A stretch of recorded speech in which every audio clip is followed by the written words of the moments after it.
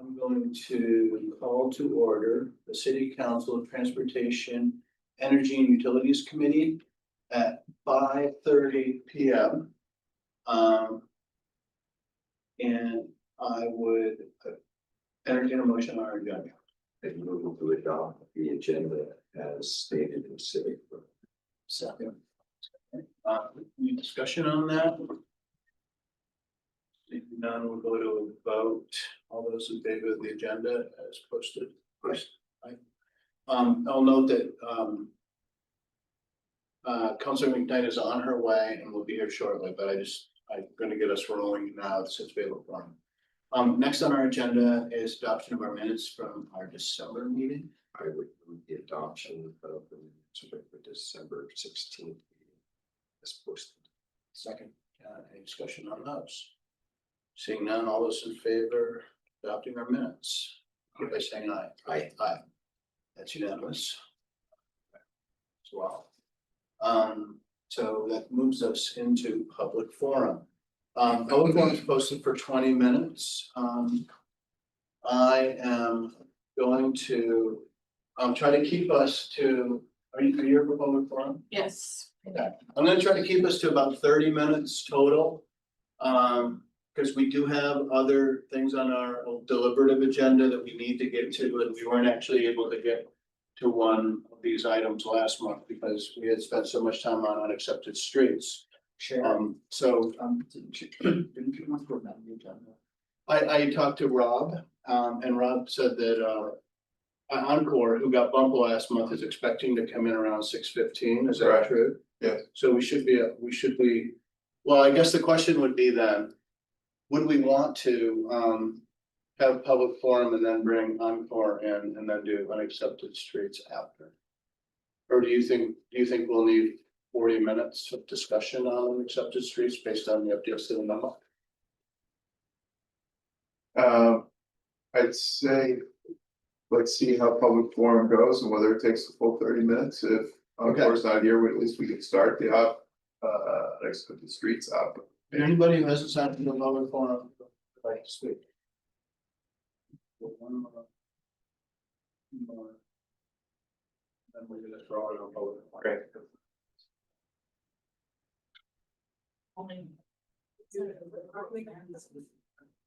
And we don't, if everybody has sort of the same gist in their public comments, I would suggest you let one or two of you speak to that. Because we've heard the concern over the unaccepted streets of yours to talk about that. And we're gonna get an update tonight, so. We'll keep talking about it.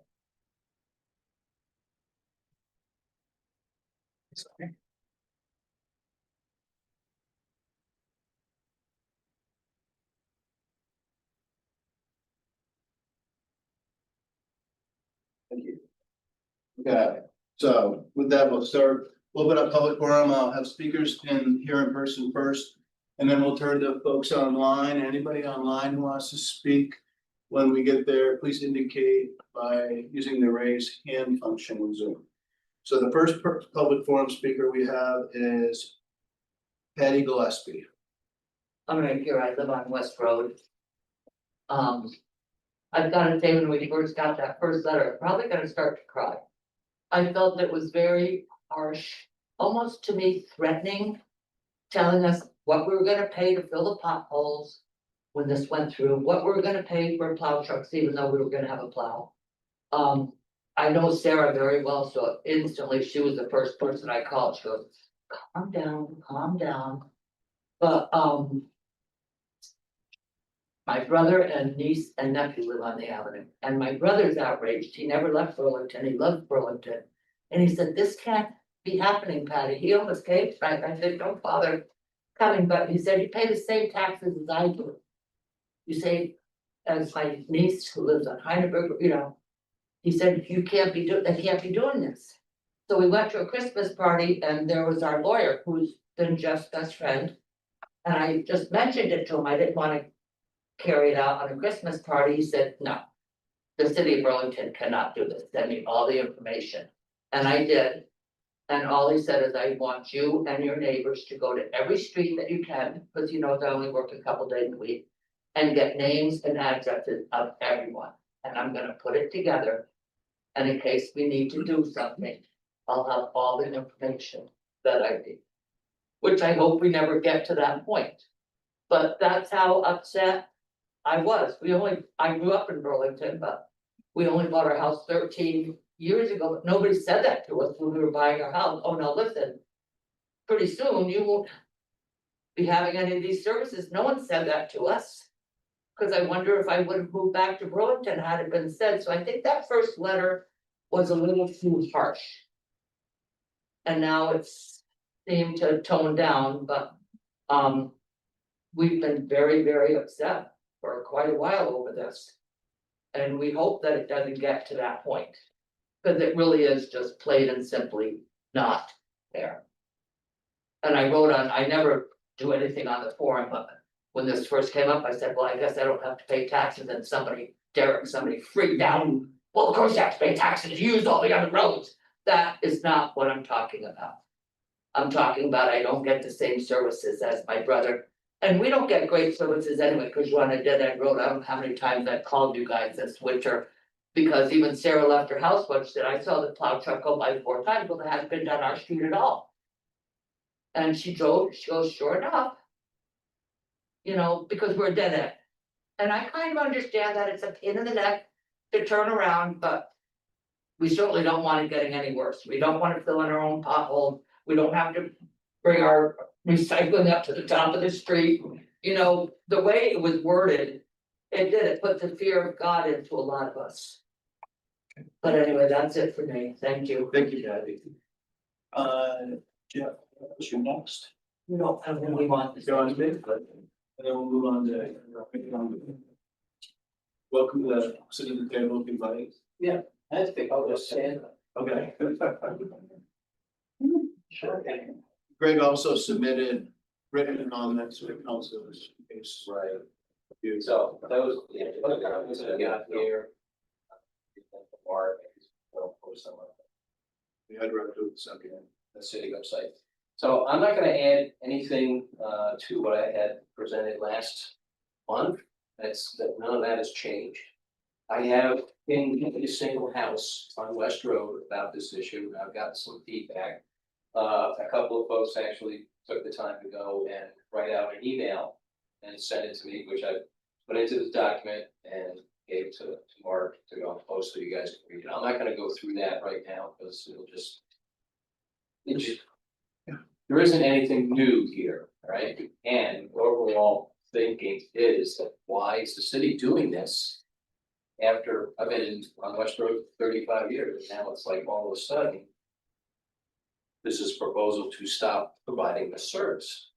So back it out a little bit. I think in the meeting, the last meeting, there was a mention about this being addressed, decades ago, or not being addressed. So, on a high level, you could go and frame this as a failure of the city government to address the issue and has let it fester effectively until now, where it's bubbled up into a thing where, okay, this should have been addressed decades ago. And now somehow it needs to be dealt with. And the proposal is to pass costs on to residents that had no idea that any of this existed. I had no idea. So with that, I'm finished. Please read through the comments that will be posted onto the website. And I plan to continue to be here. Thank you, Greg. And those are posted already. Next we have Ann Rosenberg. Hi, I was here last month as well. So we're on North Cove Road. You got a letter, that's amazing. Not a single person on my street or North Avenue Extension got a letter informing us of any of this. This came up because it was an accident, somebody posted on another front porch forum. Oh, I was looking at something else on that front of the forum, that's how I got it. So this letter that we were informed of this is false. None of us got this letter. I guess I made a mistake. He just said I didn't get a letter. We were just gonna do one, Okay. I just have to do that, so it's not a So- conversation during public forums. So the start of this memo saying that we were all informed is false. I would love to see a copy of this letter that you sent out to us, if you have one handy. Our street is almost impassable. We have potholes in our road that are 1.5 to 2 feet deep. Somebody's gonna break an ankle. It's bad. Come down and see. Come on down to North Cove Road. You have been taking care of this road, as I said before, for at least 72 years. Maddie was supposed to be here, but she's been on that road for 72 years. And this is the first year. We were not told anything about this until all of a sudden.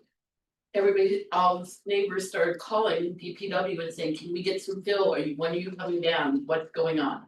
And all of a sudden, we're being told, oh, we've never done that. We've never filled in your road, we've never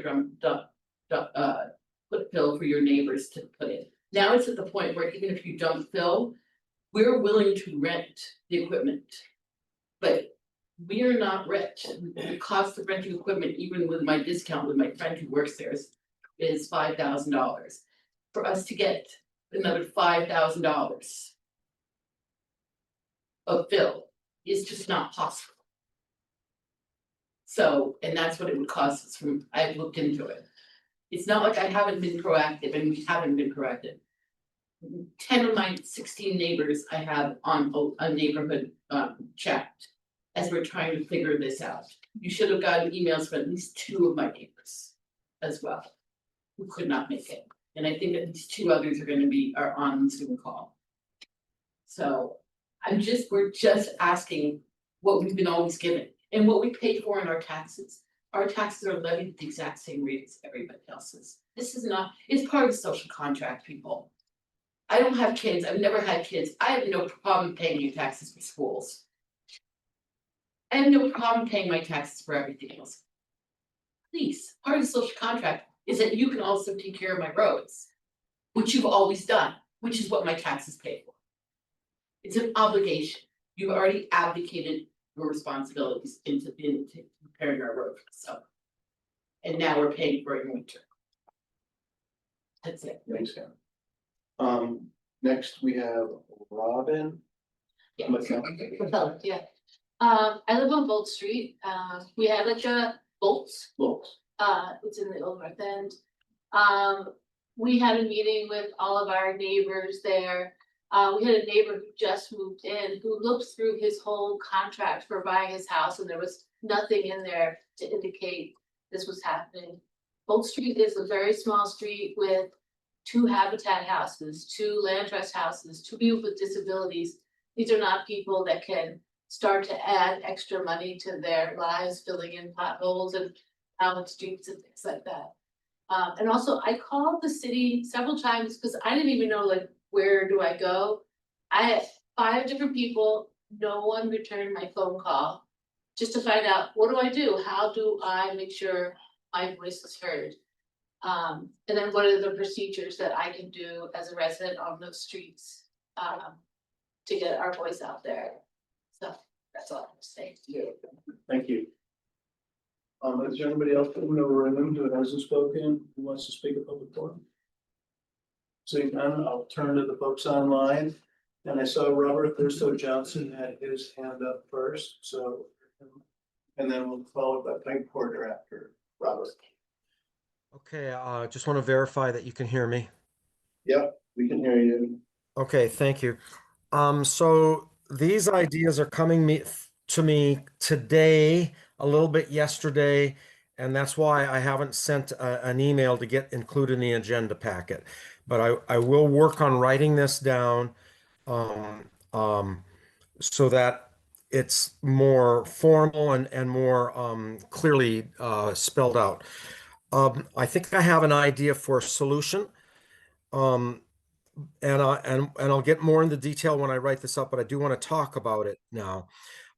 First, I want to spell out that I looked at the list of unacceptable or unaccepted and private streets, and I think that North Cove Road is miscategorized both under the category of being unaccepted but not private, and also being plowed. I believe that when the titles are examined, it will be pretty clear that North Cove Road has been, since it's been subdivided and real estate sold there, that has been considered private. I do remember on my own title that I own essentially half of the road between my home and the Muir resident, or what was the Muir residence. I can't remember who lives there now, but that the property line officially was down the middle of the street, down the middle of the road, excuse me. Among other stuff, I think it's going to be, when the titles are examined, I think it's going to be considered a private road. Nonetheless, on the other category about whether it's plowed or not, it shows it as unplowed, but that's also not true. Ever since I have lived on the street since the year 2000, we did get plowed in the winter. Sometimes we had to call DPW, and sometimes my little fork on North Cove Road would get missed when the plow came down. They'd go down the main road and miss my little fork. My little fork goes in front of 40 North Cove Road and also in front of 50 North Cove Road. And then the end of that little spur is 52, and then it's the Cove. But they would, if I would call up DPW, they would come and then plow that little bit too. And so I think that the status is that we have been plowed over the years, and so we have been expecting that. Now, I'd like to say something if I can have a couple minutes. Mark, is that okay? Yeah, you're at 2 right now, Robert, so maybe another minute, you good? Okay, I'll need more than a minute, but I'll try to be fast. Okay. Yeah. So in the process of determining the status, or essentially the status of what to do, I do think that you have to look at the history, and I like to differentiate us from Clare Point, because that's really good. Clare Point was built just after I arrived in 2000. So there are modern developments that when they were permitted, of course, there was research about, like, what are we going to do with this road we put in, and who's going to be responsible for it, who's going to be responsible for the lighting on it, and stuff like that. And in the whole development process, the new landlords, the developer, was committed to caring for that road, including plowing, including maintenance, and including lighting, and all the expenses of that. And that will be in the history of that road. And that, I'm sure that's the case for Clare Point. I'm sure that's the case for North Shore. And so they're not plowed, but they are plowed by somebody, and the residents of those developments pay for it in their condo fees. But we don't have such an association at North Cove Road, and that's what differentiates us. Okay, in terms of another solution about what to do, I believe that streets like North Cove have to be plowed by the city and have to be maintained in terms of potholes and gravel by the city, because we never had a neighborhood association, and I believe it would be impossible for us to form one. And so essentially the city is going to have to take that on, that role on for us. And we do pay taxes, but I can see some legitimate reason for people on our street to pay a little bit more, as if we did have a neighborhood association, and that we would be assessed by that, and it would be an involuntary assessment. because if we tried to make an association, it'd be a totally voluntary association. There'd be people that just wouldn't do it. And then those people would get the benefits of road maintenance and benefits of plowing without paying into it. But if the city were to officially take the responsibility of the maintenance and of the plowing, perhaps on a per property basis, or maybe proportional to the taxes we already pay or proportional to our property values, we would be assessed an additional fee that we don't pay already. That could be doable. I don't think it should be as much as would be revenue neutral if we formed our own association, because we already pay taxes and we have already had that service provided for us. That's the solution that I'm proposing. I'll put it in writing. I'm sorry, go ahead. I said that's the solution that I am proposing, and I will put it in writing. So, so yeah, put it in writing and send it along, we'll add it to the minutes, we'll add it to the agenda, and then it'll be available for the folks working on this to refer to. Thank you. You're welcome. Next we have Pike Porter. Go ahead, Pike. Good evening. Good I hope you evening. can hear me this time. Yes. I a couple of weeks ago sent an email to you and I didn't hear back. I was hoping that we could get an update on the questions that you may or may not have sent the Valerity folks regarding the Valerity report. The data I presented to you when they presented shows that the information about CO2 emissions from McNeil was inaccurate according to the EPA data. And there was other misinformation in there. For example, they said that if McNeil didn't run, BED would have to purchase RECs to cover that, but they purchased RECs for McNeil anyway because they sell those RECs. So those are just two examples of information that seemed incorrect. So I'm wondering if you could present, if you did, and if you didn't, maybe let us know why, the questions that follow-up questions that you said you were going to send to the Valerity. I'd also asked that more transparency be provided around the Encore solar project, maybe something on a website, Burlington website. Folks like me who are interested in seeing more solar or interested in following this. So I just asked that as a suggestion. And then finally, last comment, the case, what is it, QC2 report had an acknowledged error about how much logging is done for firewood. And as far as I know, that was never corrected in the actual report. And I'm hoping that the TEUC committee will make sure that that happens. Thank you. Thank you, Pike.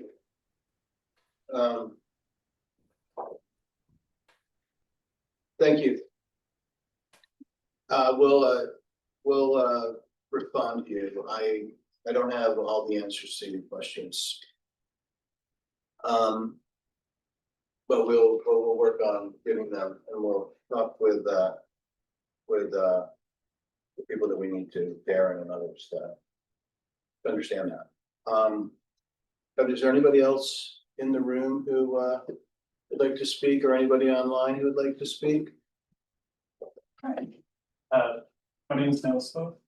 I want to just be in support of the project for Encore City to cleaner energy solutions, kind of moving to shut down McNeil in my opinion, and really get us to a place where we're not relying on greenhouse gas emitters, even if they are using a renewable resource like wood. What was your name? Noah Spoth, SPMTH. You know it. Is that it? I don't see anybody else, anybody online wanting to speak, use the raise hand function. Going once, going twice, okay. Then we'll go ahead and close public forum at 5:55.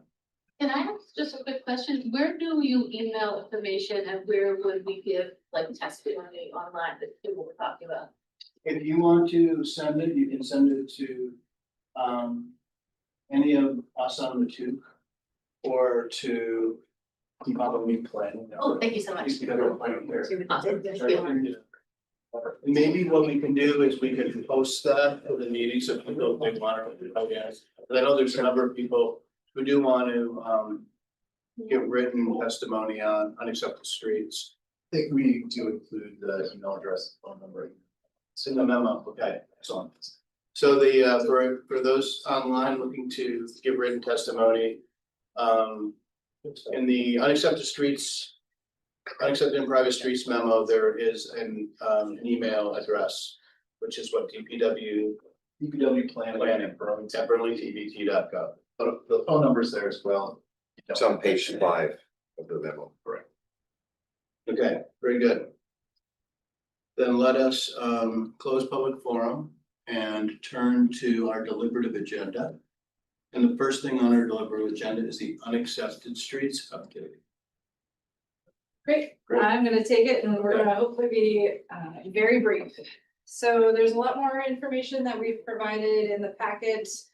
I think most of the people here have a pretty good history about what we've been doing so far. The big updates is that we are looking and have removed our October 2026 deadline of ceasing our plowing services on streets. I think we still do need to talk about what those services look like moving forward. Sue actually has left the room, but I do want to acknowledge DPW has not sent a letter out to any residents from DPW themselves. People are potentially grabbing the 2 communications that we have provided to you, which do look like letters. There is no communication that has been sent directly to residents yet, which is challenging. Information provided to the TEUC is more at a staff TEUC level, and that is not necessarily how we always present information to customers. That said, we are working through some of the things that you had asked us, which is A, slowing down the pace. B, we've removed the no plowing. And have worked in this communication to start categorizing the streets into a little bit more manageable of a list.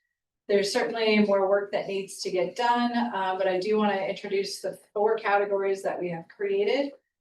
Known private, private, unaccepted, and city-owned. We have also launched a map that will outline similar terms, but essentially known private are these condo associations or other institutional level streets where they are very well encompassed inside of a parcel and certainly very actively being maintained by other individuals that are not the city of Burlington. Private streets still exist. Some of these I think will be easy enough to get into the known private category, but we have not done that yet through confirmation of who we believe is the owner of the street. This would be like South Meadow or Raymond, where that is definitely a housing authority street, but we've just not connected with them to have that conversation. So there's still more work to be done there to move those different streets. As we went through some of them, it felt important to identify the city-owned streets. These are streets that the city owns mostly in the Parks Department and probably a piece of Sears Lane. But we don't own it as public right of way. While we are obviously as the municipality maintaining it and continuing its care, it isn't, those are not public right of way streets. Which then leaves us with our unaccepted category, and I apologize about the miss on the plowing. We definitely have been plowing North Cove in its history. It's just a miss in trying to update and sort the list. Which brings me to the point, it's important to acknowledge this information is working information and it is evolving. It hasn't been touched in 10 years. It's a very difficult topic.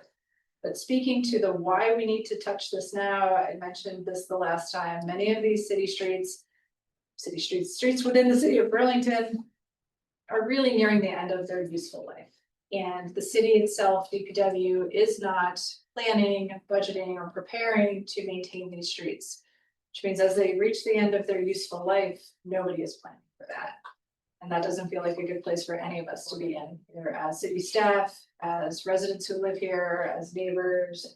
It's just not a great place for us to be. And as hard of a topic as it is, we do need to move through it. So other things that we have been working on is our general outreach plan.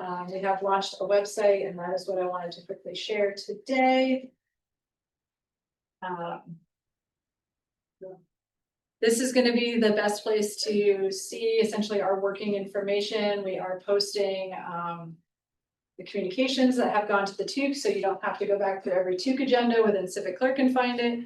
This is a shortcut to kind of this consecutive pieces of information as we're trying to not repeat ourselves in our memos. They'll end up reading more like a chapter book by the time that we're done. The new thing for here is a link to our street map. I'm not gonna click it here, but I do have it open in my next window. This went live this afternoon. Again, still working information, but hopefully trying to provide this in a little bit more of a graphic sense. We zoom into an area of the new North End. You can see what is the magenta-ish color. That's what's showing up on different maps. The known private entity versus a private street versus an unaccepted street. There's not any park streets on here in this kind of view. And then we have, because we can't separate it otherwise, just the regular base street map showing up in gray, but we tried to push that to be a less prominent color. So this is just meant as a tool so that people can more visually understand what they mean. Robert actually spoke a little bit earlier. There's a little street, which I think he lives on, that is referred to as Elbow Street in the deeds of this area of town.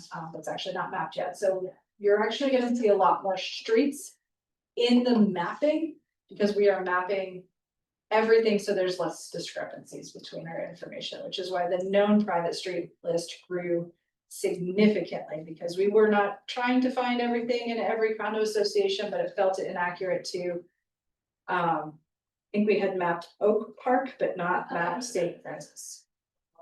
So small things like that, just to provide clarity as to information we have versus what the public thinks we have. We have also provided budget information in the packet. This is something we asked for the last time, relating to what it's going to take to start to address these discrepancies.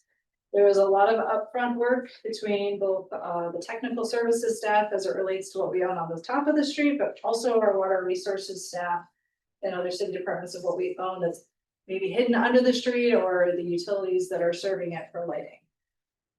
So the budget there is essentially an annual budget of city staff time and potential, contracted services. The memo further goes through, it talks about our timeline and our steps moving forward. So we're here tonight and in late January. We have posted our interactive GIS map and we'll continue to keep refining this. It has a few quirks. The legend doesn't pop up immediately, but we are working on fixing that. And again, this is a working document. So if you happen to see something change, just know that, we're trying to become more accurate with this information. We do look forward to briefing the full city council on an informational item only in early March, in preparation for sending out a letter to the community members about the work that we are doing here, the implications, our timeline, so that everybody can have the same piece of information. I apologize, you missed it. We haven't sent a letter to residents. People are grabbing the communication that we are sending to councilors for these meetings and distributing that.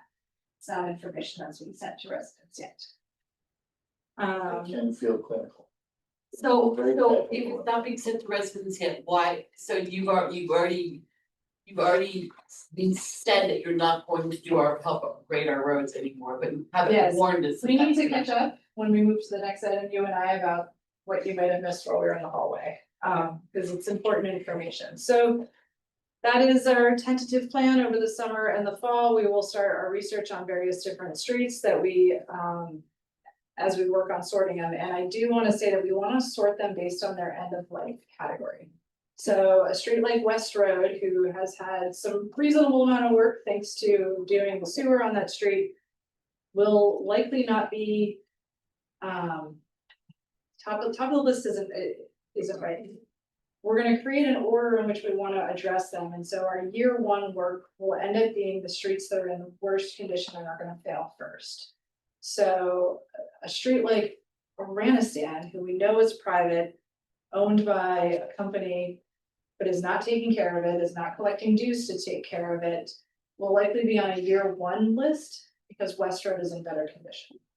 Pine Place, same thing, the city accidentally paved it in 2009. It's in relatively good condition, it's gonna be on my year 5 street to solve, not my year 1 street. So that's how we would like to approach creating the list of streets that the city will work on. City staff will work on, we will work with our attorney's office and the utility companies to work on. And if I was gonna ask you any questions tonight is whether or not that feels like the right approach.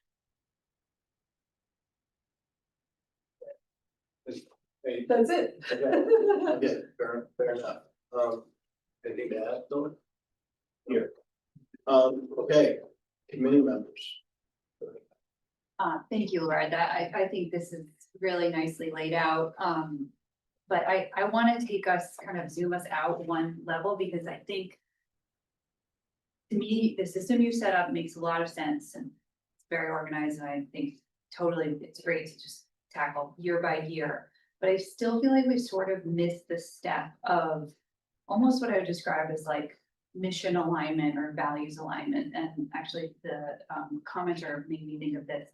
I think we first need to agree or determine where we're at on, you know, does either for the TEUC or for the mayor's administration or for this department, do we all feel like taking care of the roads is the job of the city? You know, I think it's an essential public service and it's part of the social contract. I think paying school taxes when you don't have it is a great kind of example. It's just part of how we all are in community. Everyone needs a road to get to their home.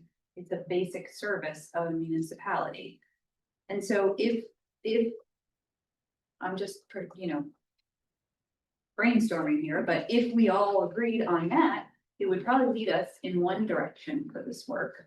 If there's dispute about that, it will lead us in another direction for your list. So I think we have to get clear as policymakers on that first before we just dive into this work, because, you know, in my opinion, from what I've learned so far, I would like to see us adopt all the roads that aren't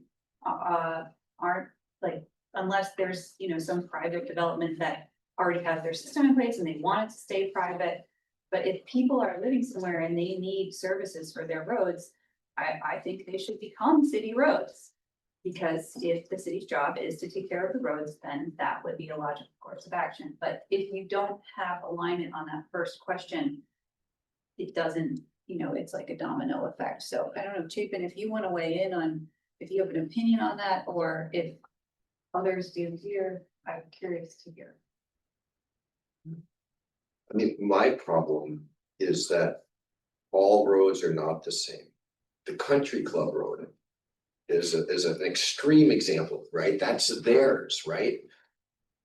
I think that it would be terrible for the public to take that street, and we probably would have to seize it by eminent domain.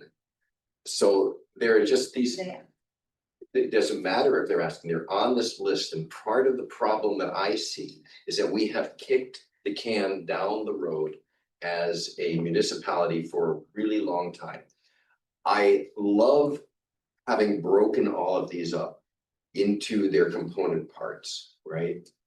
I'm confused about the Pine Place as being public / unaccepted or private / unaccepted. I don't think that is a doable way to, it's got to be in one category or another, and part of that is just a legal judgment as to where it fits, right? You know, when We just need another street name, unfortunately, but we don't have that yet.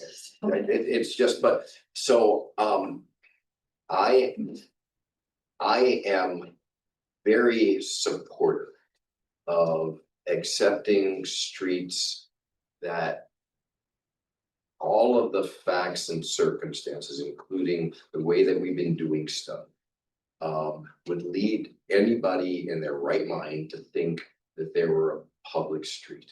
And so that is where I sort of am leaning. Yeah, But that's not, but part of it requires us to understand exactly what the nature of that street is. It was very clear that avenues A, B, and C, right, are in this private development, right? It's a mobile home thing. Now, so I would want to deal with that differently than what I think. I don't know West Road, but I do know North Cope. I go down there enough, so you know, I'm gonna assume that maybe they're sort of in similar.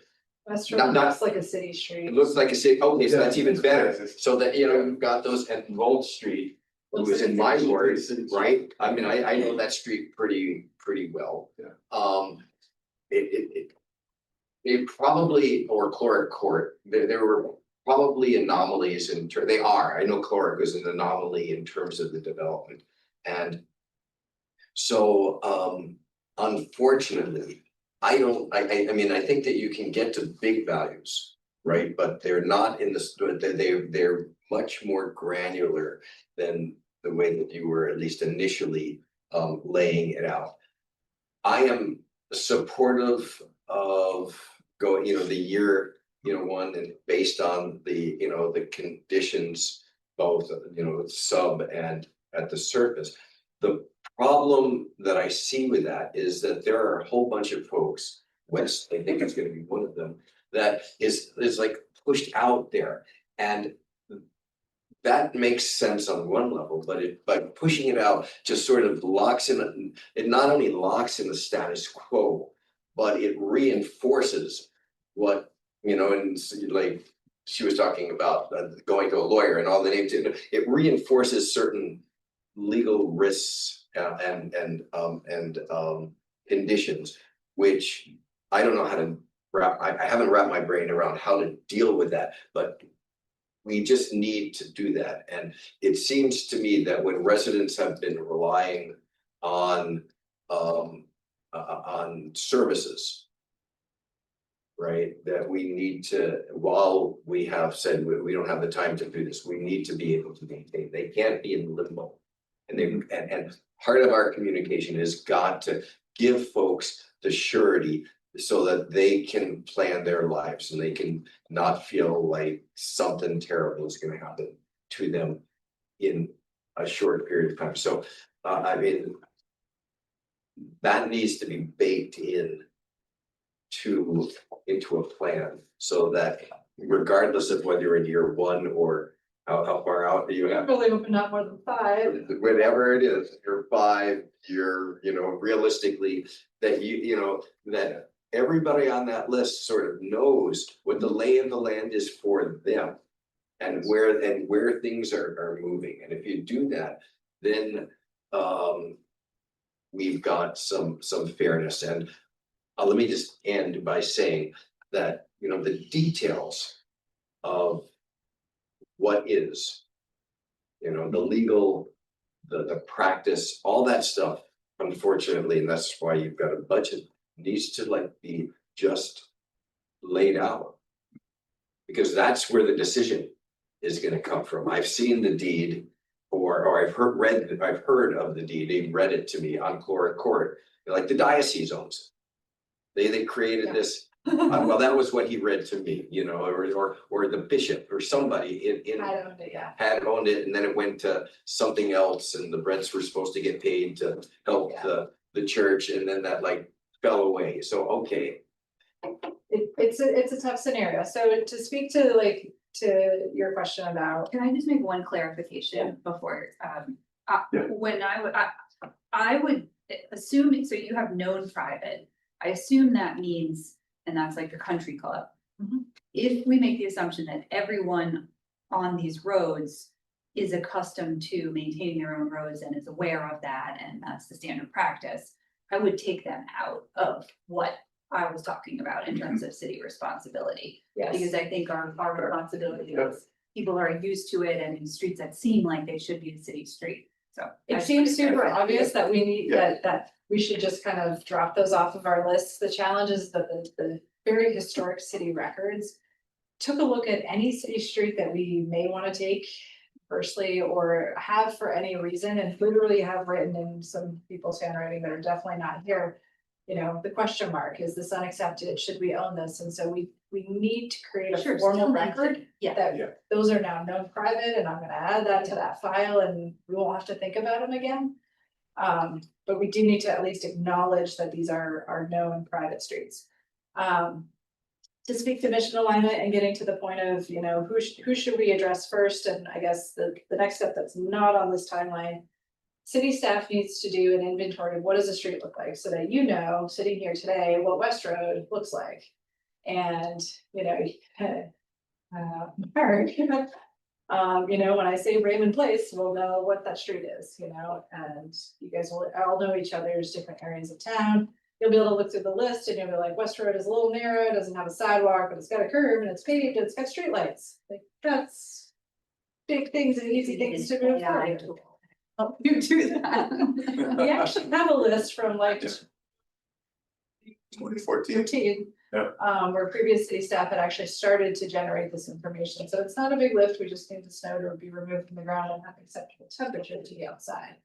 We're gonna update that, we're gonna kind of try to put it into that 1 to 5 year category and bring that back to you guys in the spring. As our next point in time where we believe we should be in front of you, so that before we start the consultant work, the deed research. And really heavy lifts on staff time. You guys have an idea of what we're working on, and we can come into alignment on, yes, we think you should be working on those streets, or I want to shift X, Y, and Z. Just one thing here, there, Lawson Lane, Markham Lane and Mechanics Lane are really, in a way, they're outliers because they are like alleyways in, you know, in between buildings in the downtown. And I mean, that seems to me pretty I clear. think they could get into the known private category, Oh, yeah. but they are definitely not.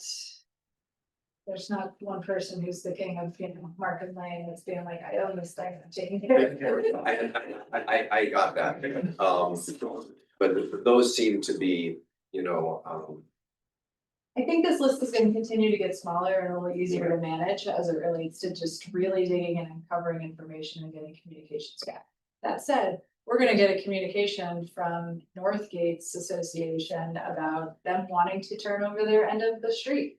Because they have already reached out to us numerous times wanting to have us take acceptance of the rest of the street. And so while our list that we're presenting to you tonight, I think will continue to shrink and narrow, there's gonna be a couple of others that are gonna understand as we reach out to the whole citizen body of Burlington. They're gonna be like, this is the time to get our street finally accepted. Yeah, go ahead, and then I'm happy to talk to the values alignment piece, but. Yeah, or do you want us to get us all, I mean, we can do it, we can kind of. Yeah,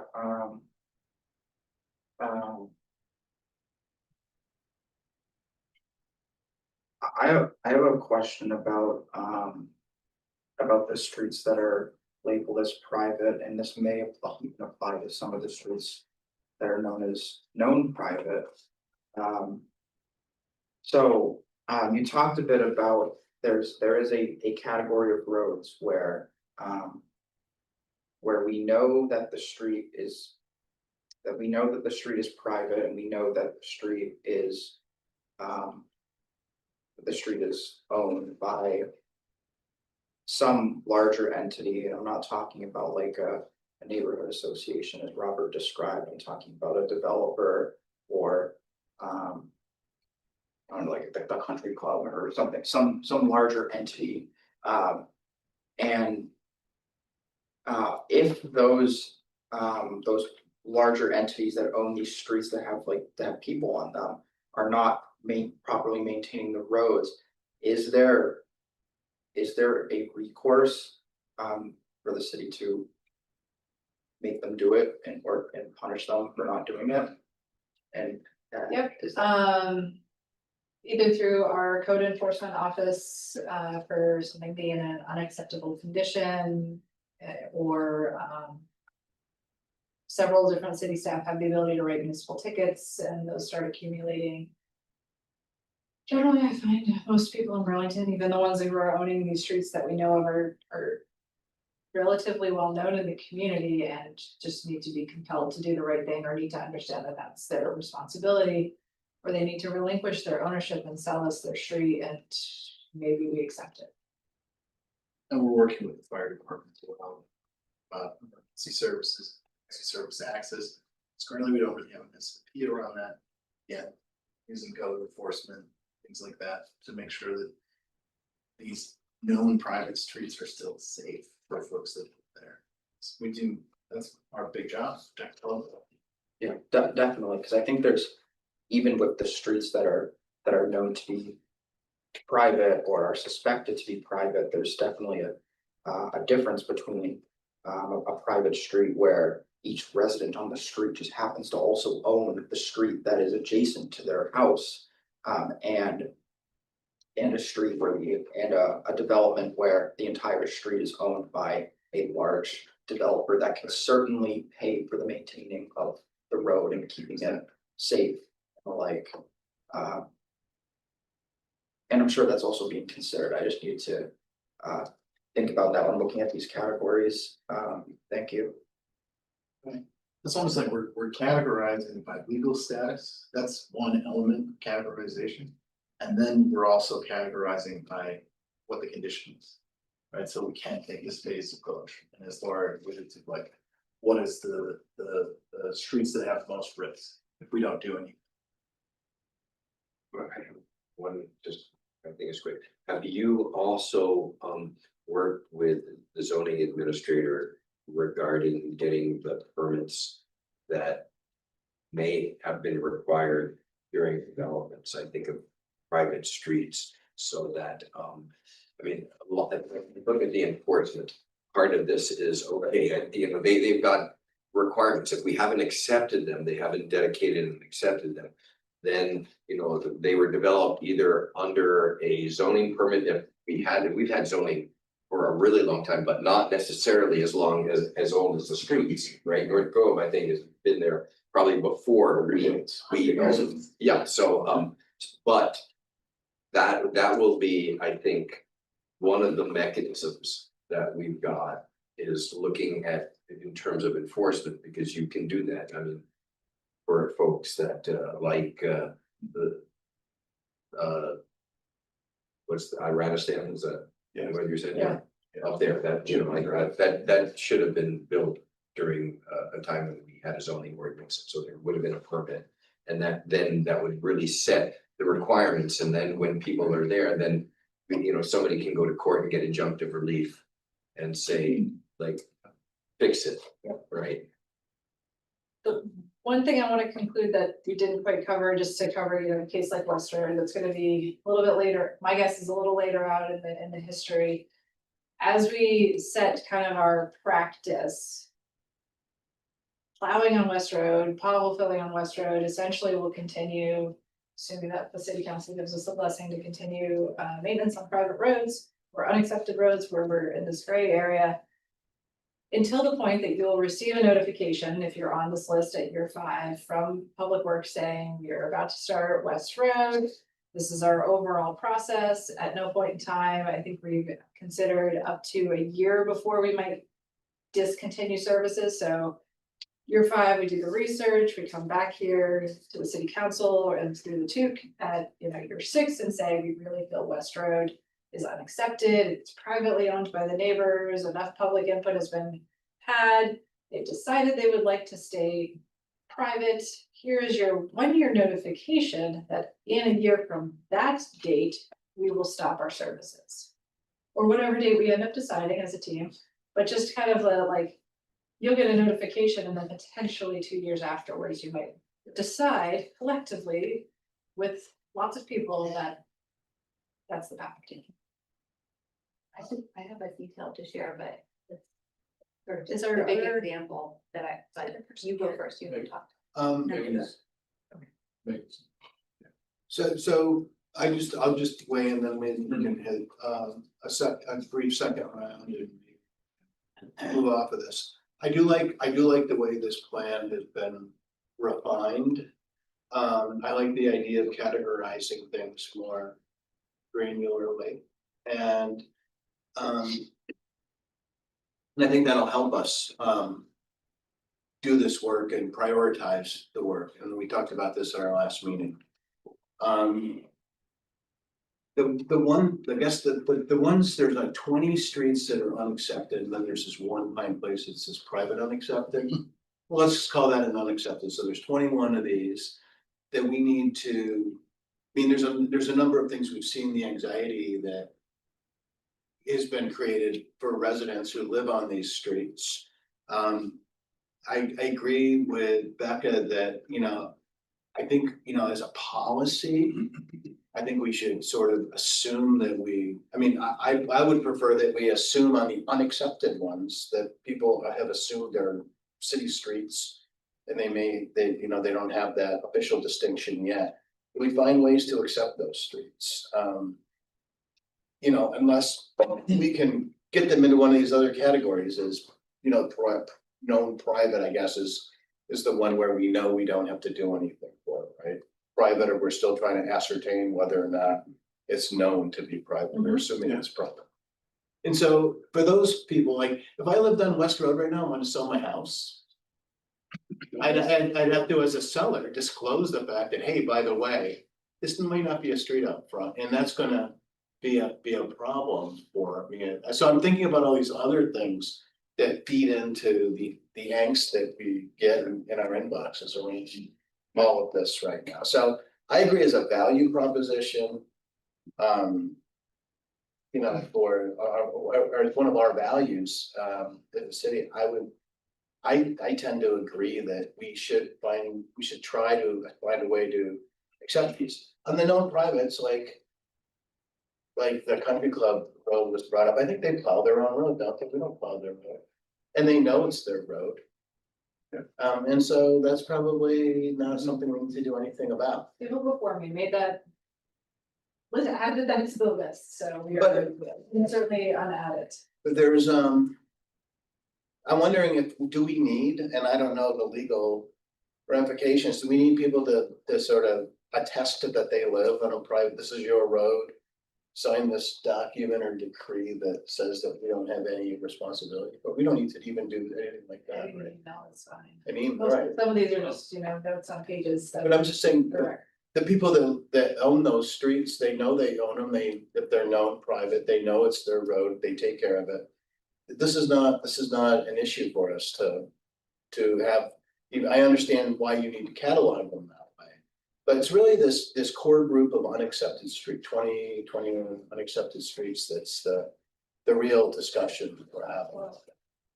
I But think, that's just where I'm at, so, the only other thing I would say is, I like that we're gonna have this centralized place. But it's not the list that's there now, and I understand you guys have been working hard to create the updated list. But once that is to some level of completeness, to update the city website. Right. I just wanna, so, Mark, I agree with what you said, but I would also say that the list of private streets is still pretty up in the air. I think it needs that level of checking off. Laura, I just forwarded you an email that I got from a constituent about DeForest Road. And this constituent went back through the Board of Aldermen meeting minutes and found that Tony Pomerleau offered a warranty deed to the city for the street. The issues were discussed in the Board of Aldermen meeting. They voted to accept the resolution to accept DeForest Road, DeForest Heights specifically. So I just forwarded you that. You can decide if that moves DeForest Heights onto the list of accepted. So We have to find the resolution from the city council, and sometimes it's having those breadcrumbs of the date. it's in there. It's in the email. Yeah. That's helpful. And you know what's really funny about this, which is a fun thing about living in Burlington? One of the aldermen is, I believe, is Alderman Jenkins, who is the man who I bought my house from. David And- Jacobs. Yeah, I live there now, and so it's Councilor House, I guess, but I didn't know that. It's a funny story. So here I am sitting here like. Make the connection. 50 years later. It's wild. It's an interesting thing though, too, because part of DeForest is accepted and part of it isn't, so it might be. Part of DeForest Heights. You just have DeForest Heights on private. I mean, Right. yeah, I mean, it'll be important to see the You have the documentation. documentation. Right, I don't and- know where this person found this. And when we go through this process, it's important that we have a land surveyor that actually draws up a plat. Yeah. And then it's crystal clear, like what Yeah. is owned and what is not. Merrick, you wanted to get over something? Yeah, I mean, I just wanted to kind of add on, reiterating what I said before, I do think that it is important that we are continuing to think about the known privates and. In addition to the privates that Becca just talked about, because of the matter of enforcement, because. Because of just learning about the country club is a bad example, because I'm sure they are plowing that, it's pretty they have moneyed clientele that I'm sure would hope would want their country club to be loud and it was like a building. No, but to your point, there's condo associations and there's real residents that live on these streets, and even if they are paying their dues and then their street is not being maintained, that's a different issue. You wanted to get in on this, Joe? I'm really pleased by the conversation here. I think staff has, after hearing from the public and talking to the risk management folks in the city, for whom it was important to lay down a specific date. We have put in the memo very clear language that we are going to take the time needed. We are going to push back that October 1st date. We're going to give you a new timeline. And we're gonna, prioritize based on the feedback you've given us today in terms of shared kind of value proposition. I think for me, the foundational piece is clarity of ownership, clarity of responsibility. How we decide what streets do get accepted and which don't will be a policy decision you all get to make. Our job is to get you as much data, as much deep research and information so that you can decide, and if it's the council's interest, make as many of the streets accepted as possible. That is the council's prerogative. On the backside, we'll then need to figure out how we fund that. But that is part of the back and forth that we'll embark on. I do feel that this has been kicked as a can down the road, and I really appreciate Councilor Bergman saying that, because every day we struggle with the operational conflicts. And the residents do too. So together, I think we'll put the city in a better spot. And I'm really pleased that there's general alignment from what I've heard in terms of process. We'll refine the timeline we have in the memo. And part of why we have not communicated yet to residents, in my mind, is because I wanted to get alignment with the council and staff on how we're going to approach and fund this project and what people can expect. And we have in the timeline a proposal to send out the letter in late winter, early spring. We want to make sure we run this letter by you all so that you're comfortable with what we are explaining to everybody who lives on unaccepted or private streets.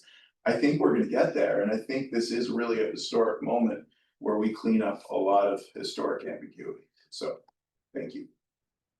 So ownership, understanding ownership is critical. You can't get around it, because we have no right to seize somebody's property, right? And so you've got to know whose property it is. Now they can dedicate it, right? You got to know who is going to be dedicating it and who has the authority to do that. So unintended consequences can be avoided, negative unintended consequences can be avoided if we do that work.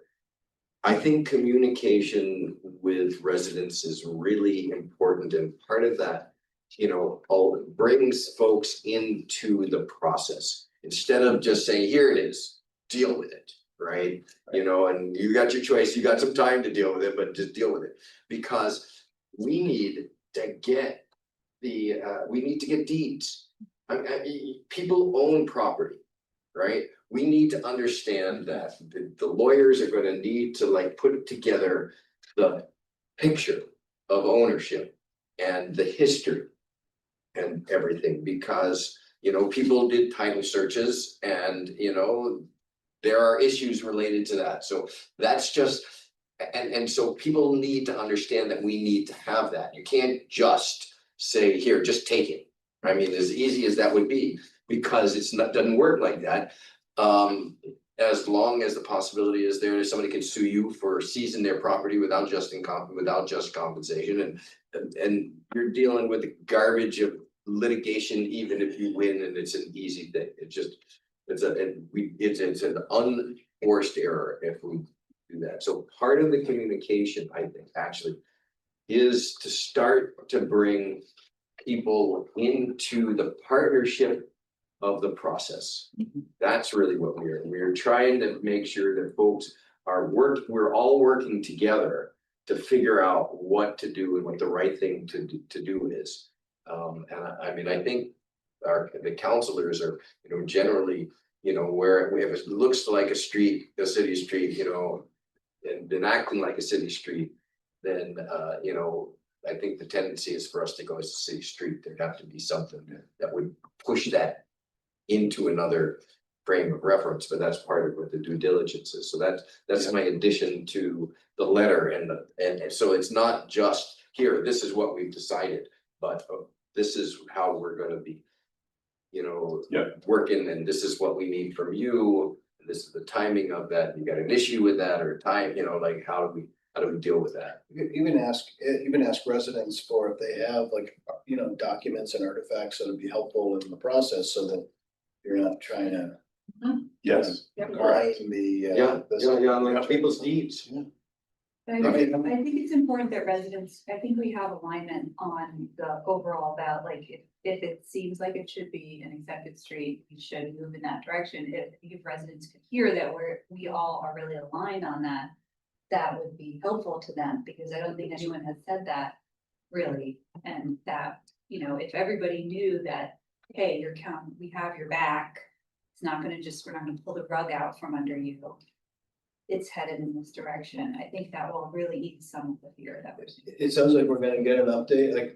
This is the last thing I wanted for people that tune into this meeting later or are listening now and are even here in this room. What is the next sort of the work product or decision point will be?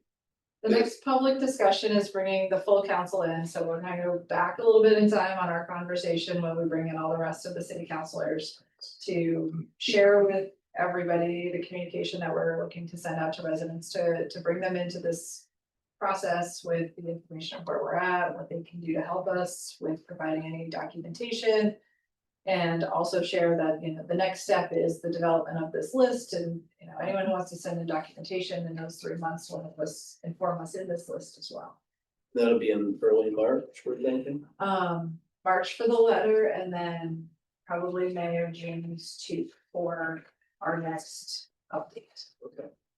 Wonderful. Work session with the full council. Full council, we're thinking after town meeting day. Okay. And we should probably move on to the solar. Yeah, we can do that, but I just wanted to make sure we close this with some indication of what the next steps are. So going to council in March and sharing the letter with that full council. And then writing a letter to all property owners on unaccepted private streets, and then coming back to the TEUC in late spring. Okay. And until that, and while this is playing out, there will be no diminishment or abandonment of services on any of these streets. Services that have been provided will continue to be provided, albeit in a very irregular fashion. Some streets have plowing, some streets have been potholed, filled, some streets have gotten filled. It is quite a range of services. Yeah. So with that, unless assuming everybody else is good, we're gonna move on and finally hear from the folks at Encore Solar. Sorry, we bumped them last meeting, but we have them here tonight. Tell us about work that they. Just want to say thank you for listening to our concerns. Appreciate it. Thank you. You're back. I feel better. We're sure. Talked. That's important. Yeah. Oh, there's one that we talked in. Thank you. We have Chad. I'm gonna say offer him again the opportunity.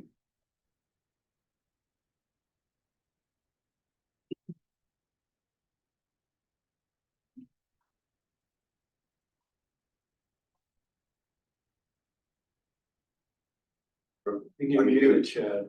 There we go. Right. Good evening. Sorry about that. Awesome. Glad we got you rescheduled and you're here with us tonight, so. I guess I'll turn it over to you. Chad, do you want me to say a few words or do you want to start? Yeah, that'd be helpful, Chapin. Just to, if you could set the table at this point. Yeah, you all may know a little bit more about the current status and situation of the assessment work, and then yeah, we can sort of talk about I think where we go from here and what the sort of next steps might look like. But if you could set the table to get us started, I think that'd be helpful. Great, thank you. Thanks to Councilor Bergman's kind of advocacy back in, I want to say 2015 or so, we started conversations about how do we get more solar on municipal infrastructure, buildings, land, etc. And there were a number of early meetings with BED, and we have looked at a number of sites. Then CEDO got involved. I want to say around 2022 put out an RFQ that Encore responded to, and since then we've been working with Encore to explore solar on a range of facilities.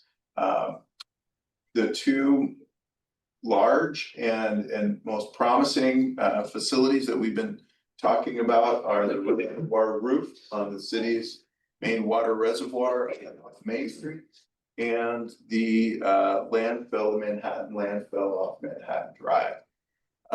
Both of those facilities are not solar ready. And part of the challenges we all know is you don't put solar on a roof that's falling apart, because we want the infrastructure to be in place for 20 to 30 years to amortize the expense and maximize the benefit. Encore has been a great partner, and we've had a lot of meetings trying to figure out how best to get both of these sites solar ready. And we had hoped early on that maybe the solar projects that Encore's team had could front load the capital to help the facilities get solar ready and roll in that expense into the overall project budget. I unfortunately am here to say that to date, that has not been economically viable. And so what the city is now doing is on our own, working to make each site as solar ready as we can. And so what Chad can certainly talk about is some of the things that his team has done to try to help and support. And then maybe I can fill in with some of the things we're doing lately, but I don't want to steal all your thunder, Chad. Sure. No problem. Thank you, Chapin, and thank you to the rest of the folks on the committee for the time. Yeah, these are exciting projects, and I've been really excited about them personally for over a decade now. We have delivered landfill solar projects for the city of South Burlington, the town of Jericho, the Wyndham Solid Waste District down in Brattleboro, and are currently active on a few other projects in New Hampshire and Maine and New York. So similar projects. So yeah, this is near and dear to our hearts. But they are complicated projects, right? And they do come with an additional, what you gain in community acceptance and excitement is offset often by engineering complexity, and obviously an additional layer of regulatory oversight as it relates to the fact that these sites need to be maintained and stabilized to protect human health and the environment. I think and again, Chapin and would know more about the status of, you know, the existing regulatory scenario, and I'm speaking about the landfill project at this point. So I think there is some assessment work that needs to happen so that the city can understand. And correct me if I'm speaking out of turn here, Chapin, or not speaking exactly correctly. But you know, the city needs to understand what level of rehabilitation of that landfill cap.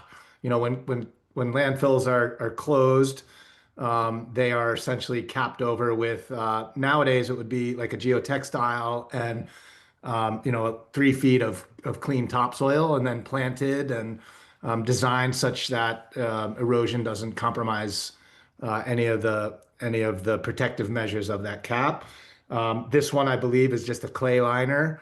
And, you know, over time, they need to be maintained. And it sounds like there's some additional work that needs to be done to assess, you know, what would need to happen in order for the landfill cap to be stabilized and have the Vermont Department of Environmental Conservation Waste Management Division, you know, essentially issue a cap closure amendment that would allow for solar to be built on top of that landfill cap while still, you know, maintaining the protective remedy that's in place, which is the soil cap. It's difficult. So I understand it's difficult for the city to make, you know, major next steps until understanding what that, you know, financial commitment might look like.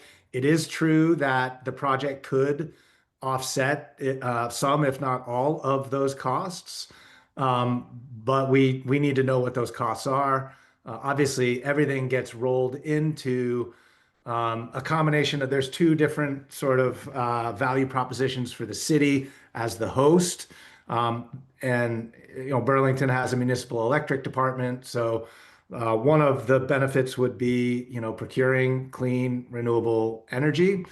And then there's the other benefit typically is a lease arrangement where the owner of the property gets a lease payment. Now, because the DPW and the electric department are both entities of the same city government, the same city, you know, we could sort of, you know, there's different value propositions that can be shared or weighed one way or the other. But, you know, the bottom line is for us at this point would be that, you know, it's difficult for us to spend any additional capital absent having, you know, actual site control. And this refers to both projects. So both the landfill and the water reservoir, you know, our investors will not allow us to spend money at risk that, you know, on projects that we don't have site control. And site control is demonstrated by a lease option. It's not necessarily a fully executed lease agreement, but, you know, that the lease agreement behind it, you know, would be effectuated, you know, upon development upon construction of the project. So, you know, we would need some form of site control lease option. And, you know, I think the city is looking to do a little bit more homework to understand what the quantum of these costs may be. That makes sense to us. And so we're happy to sort of, you know, stand aside for a little bit of time here while the city can do the assessment work. And again, both sites, the landfill, understand with an engineering assessment what would be needed to bring that site to the point where the Department of Environmental Conservation would agree to allow us to amend that cap closure permit and build a solar project. And then with respect to the water reservoir, what needs to happen with respect to the structural, you know, with the roof. You know, and then I think for our studies, like, you know, that all would happen under, you know, so we get these assessments done, and then I think that's the first step.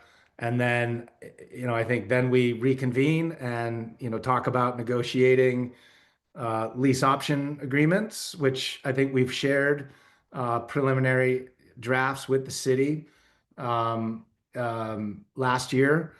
And then, you know, once those agreements are in place, we do what we do, which is, you know, permit, design, finance, construct, and then ultimately own and operate these projects. Again, I guess step back from that. After we get site control, then we still need to, you know, coordinate with the electric department and, you know, get some form of an offtake contract in place. More than likely, it would be a power purchase agreement. So the electrons would flow directly into the city system, and there'd be a PPA, you know, payment for every kilowatt hour that's generated. And that, you know, that number would be, and the lease payment amount would be dictated by, you know, how much cost needs to be absorbed by the projects to bring both of these sites into some form of compliance. I think that's it, Chapin. I'm not sure if I missed anything. We have both Caleb Mena from Tech Services, who is overseeing the landfill assessment that we have funded in the FY26 budget to do. It's not just the cap repair, it's also the methane collection system that needs repair before we can put solar on top. So he's here to answer any questions.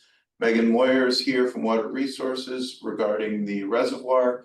And just to be clear on the reservoir, Chad, my understanding is your team is taking our design drawings from the earthen dam of the reservoir and the roof plan set and doing that engineering assessment yourselves. So there is work on each party to kind of advance each site here.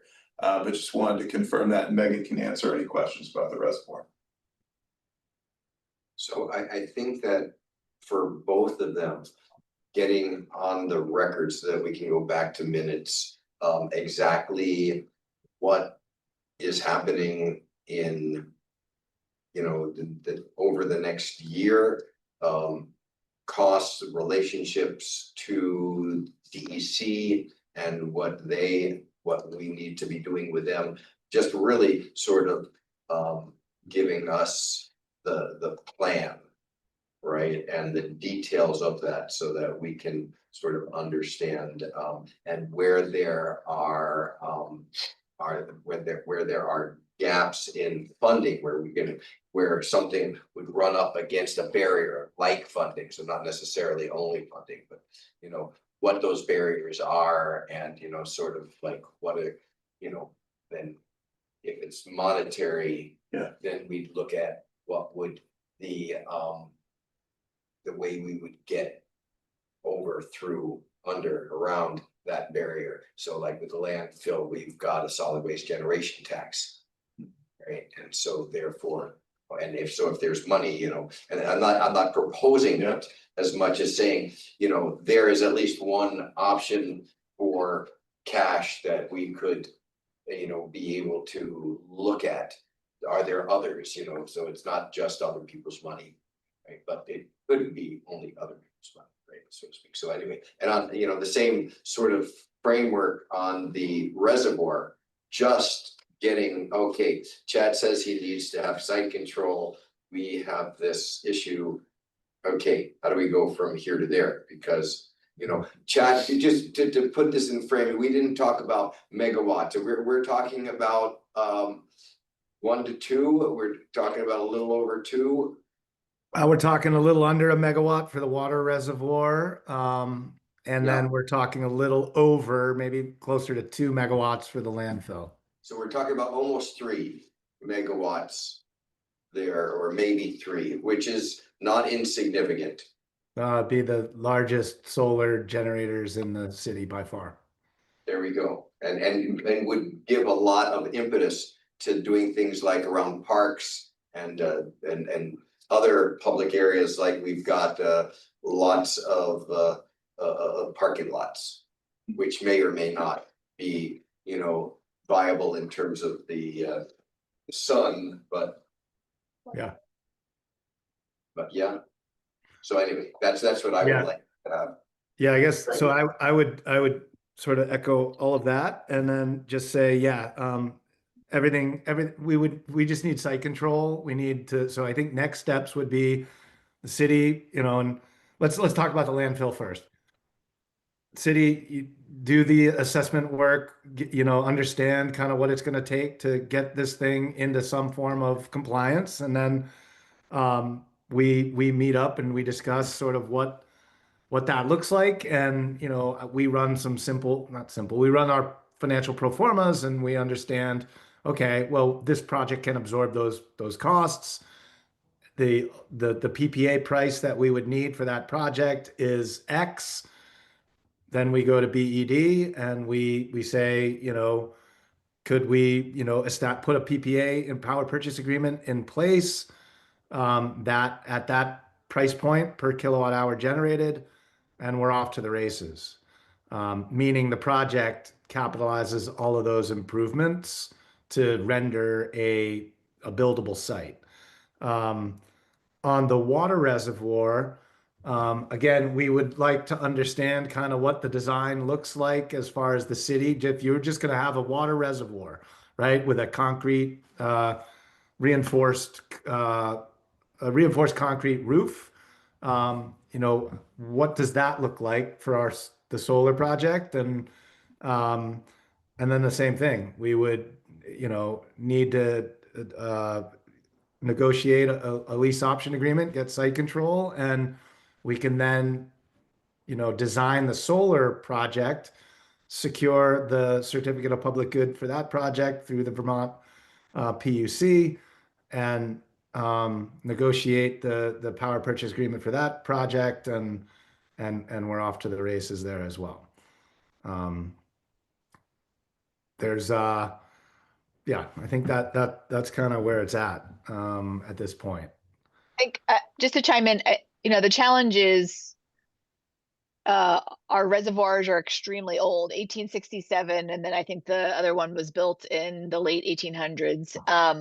So, even the amount of information available about the earth and dam components, right, may not be there, and that's one of the things that's going to be a challenge for this project. The roof was put on in the 1980s. And our project is largely to, reinstall a rubber membrane or a membrane on the top of that roof. The other conflict is it is the city's drinking water, right? So it's our job to make sure that whatever we put on the roof isn't going to potentially harm the city's drinking water. And so there is that tension. I will say, my commitment is I think it's dumb for us to have that large of an area and not be doing something with it. So if everything works out, yeah, and we can do it safely and not risk, the city's reservoir, then we're all in. I'm not really actually in it for the money. And I think we've talked about the fact that it's not necessarily going to be a huge revenue generator for us. I think, ideally, we would ideally like to get something towards contributed towards the roof. And certainly if there's any additional things that need to be done to the roof in order to support solar. And then I think it's mostly just us trying to do a better job, because we acknowledge that with all of our pumping, we are energy hogs, not because we want to be, just because that's what it costs or takes to pump what we pump. So philosophically, we are committed, but the devil's in the details. And I think that's the part that we're a little stuck on with regard to the reservoir. Yeah, I'm glad you brought that up, Megan. I think what you're getting at is the safety of the drinking water would be a utmost concern to us and our investors as well. I think that's where we would need some of the studies that we've been talking about to basically get into the record that, these panels and any of the equipment associated with them do not contain hazardous materials. They don't bleach. There's no, there's some engineering justification as to why there is no risk there, because I think we need to protect the city, and then the investors associated with the project need to know that they're not stepping into some unknown liability. And that's what we would need there as well. Yeah, especially because our project on our side is being funded, just to make sure that counselors are aware, funded through DEC state revolving fund loans. And so they're going to be scrutinizing heavily anything and everything that we do as part of that project. Yeah. And if the state has any concerns and we have not done our due diligence, then we would be risking our ability to fund that project, through SRF. Yeah. In addition to potentially violating regulations or what they think about how we're stewarding the water system. So yeah, we're in alignment. We just have more work to do on that piece. Okay. Yeah. Terrific. Well, yeah. Chad, one of the things I think is important is these conversations have gone on for a couple of years. We have moved to the point now where we're putting our own money in and we've been able to budget and we're getting work done. You're putting money in to do the reservoir analysis. At the end of the day, Councilor Bergman asked about what resource do we need. Originally, there was a project manager at the city helping us navigate this. There was no money for that position. That position evaporated as part of the FY26 budget. We lost that support. DPW for years has been asking for support to be able to do this because we have a lot of other things in our day jobs to do. That said, we're trying to be good stewards and advance the ball. Without that project management support, it's just taking us longer. So Caleb and Megan's team, Mike Schramm is the point over on the reservoir. We do have point people, just until there's more resource, we're trying to balance this with visibility of other jobs. Great, I'm happy to give a quick update on the Manhattan landfill too. So just a quick little brief site history here, if folks aren't aware. Manhattan was Burlington's operating landfill from 1946 until it closed in about 1986. 87 or 88. Oh, I moved, I'm right across the street from the entrance of the dump, but I moved to my house in October. So the site began its closure period in 86 and was concluded in 88. The site is located down by the Intervale, kind of behind the McNeil plant and adjacent through 27. It's a beautiful place to take a walk if you've been. Lots of people skied there yesterday. So for those reasons, I think it's a really desirable site. It's not often used with a lot of space. The risk of installing the infrastructure and having further impacts is minimal to low. So I'll just kind of run through our next steps here. The city has issued an RFQ to qualified consultants all throughout New England. This is really intended to set the site up for what I like to call retirement. It's had a good life. It's extended its useful life, generating biogas. And it's kind of ready to head into phase 2. Its retirement. We had a pre-site meeting there a couple weeks ago. We had a great turnout. We did. We had about 15 consultants. Yeah. Out my window. I was working. Various companies throughout Vermont and Hampshire, and those results are due back in the end of February. So at that time, our plan is to conduct a environmental site assessment. It's going to give us a good idea of what infrastructure is there, what's broken, what needs to be fixed, if anything's leaking. We can then make those repairs. These repairs, similar to their water reservoir, likely need to be made anyway. The city hasn't done a lot of work down there in the last 20 years since our reporting obligations ceased under the state of Vermont. That doesn't excuse us from not being good landowners and taking care of our property. So regardless of solar, this is kind of something that had been building up for a while. Part of that investigation will look to identify any environmental conditions or any hazards that may be released. Installing the infrastructure, and this will really help us develop a work plan.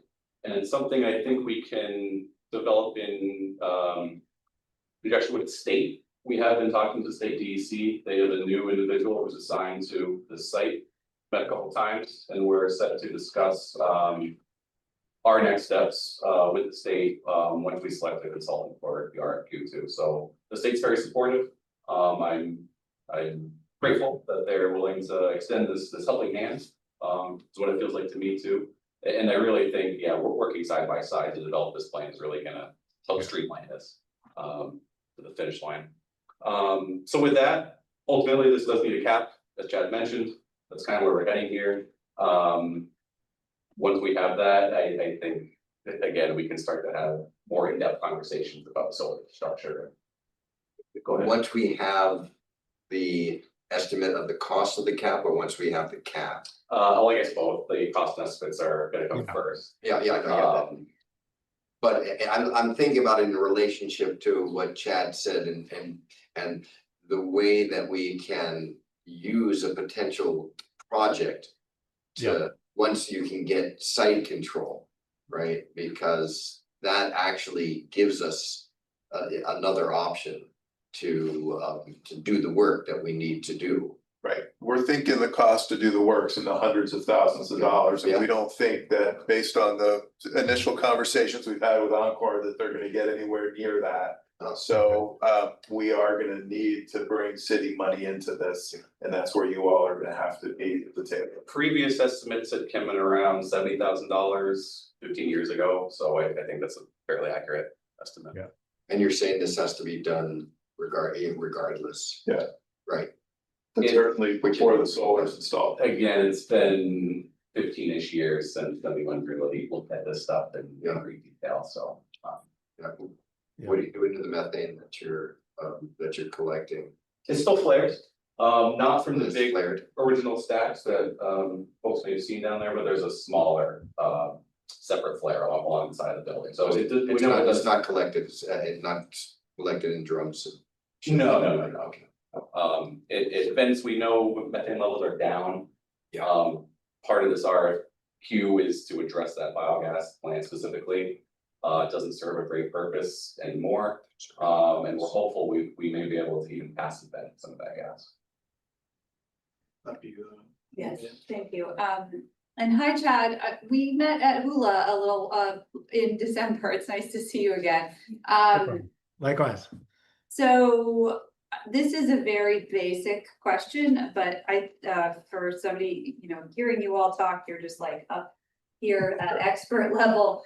I think it would be, I don't actually know where all these sites are. I think it would be awesome if at some point in the process, we can upload a aerial map so that residents can understand where exactly we're talking about. I just heard where the landfill is, but people are gonna be curious about that, and so I just wanted to say that, and then I think this sounds great. It sounds like there's a lot of details to keep working out. And I hope it all can work out because it sounds pretty cool. Yeah, thank you. Yes, absolutely. Did you have a question?